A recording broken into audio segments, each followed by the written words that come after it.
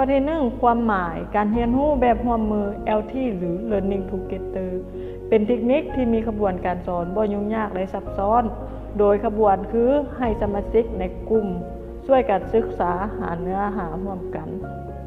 โดยกำหนดให้แต่ละคนมีบทบาทหน้าที่ช่วยกลุ่มในการเรียนรู้และสรุปคำตอบร่วมกันเป็นผลงานของกลุ่ม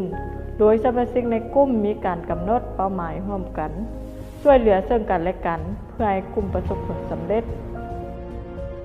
2. จุดประสงค์ข้อที่1เพื่อมุ่งช่วยเหลือให้ผู้เรียนได้เรียนรู้เนื้อหาสาระต่างๆด้วยตนเองได้ความช่วยเหลือจากหมู่เพื่อน 2. เพื่อเป็นการพัฒนาทักษะทางด้านสังคมต่างๆเช่นทักษะสื่อสารทักษะการเฮ็ดเวียกร่วมกับผู้อื่นทักษะการสร้างความสัมพันธ์ 3. เพื่อเป็นการส่งเสริมให้นักเรียนมีทักษะการแสวงหาความรู้ทักษะความคิดการแก้ไขปัญหาขั้นตอนวิธีสอนแบบ LT จะมีอยู่4ขั้นตอนคือ 1. ขั้นทบทวนความรู้เดิม 2. ขั้นเข้าสู่บทเรียน 3. ขั้นนำเสนอ 4. ขั้นสรุปและประเมิน 1. ขั้นทบทวนความรู้เดิมขั้นทบทวนความรู้เดิมนี้เป็นขั้นที่ครูสร้างประเด็นการเรียนรู้คือเป็นหยังในฤดูหนาวจึงเกิดไฟฟ้าบรรจุได้ดีจากนั้นให้นักเรียนพร้อมกันอธิบายปรากฏการณ์ดังกล่าว1 หา 2 คนเพื่อกระตุ้นให้นักเรียนมีความพร้อมเข้าสู่บทเรียนใหม่ 2. ขั้นเข้าสู่บทเรียนครูเสนอบทเรียนให้นักเรียนรู้รายละเอียดเสนอความรู้โดยรวมของบทเรียนเข้าสู่บทเรียนใหม่จากนั้นครูอธิบายบทเรียนโดยย่อ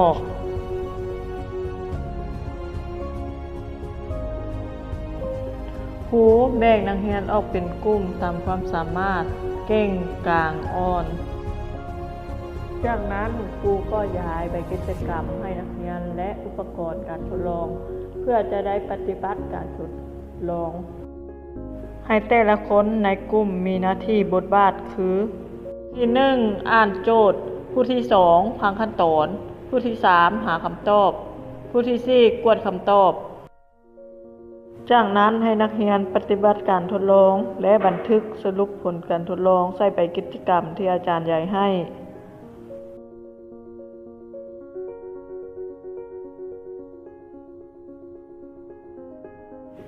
3. ขั้นนำเสนอเมื่อนักเรียนสรุปผลการทดลองแล้วให้นักเรียนต่างหน้ากลุ่มละ1 คนขึ้นมารายงานอยู่หน้ากระดานจากนั้นแล้วส่งเจียบันทึกผลการทดลองให้ครู 4. ขั้นสรุปและประเมินครูเป็นผู้ประเมินการเฮ็ดเวียกของแต่ละกลุ่มโดยผ่านการรายงานของกลุ่มและกวดเจียบันทึกผลการทดลองกลุ่มที่ได้คะแนนหลายก็ได้รางวัลหรือบันทึกไว้เป็นคะแนนเสริมจากนั้นครูก็ย้ายไปประเมินพฤติกรรมบุคคลให้นักเรียนประเมินกันเอง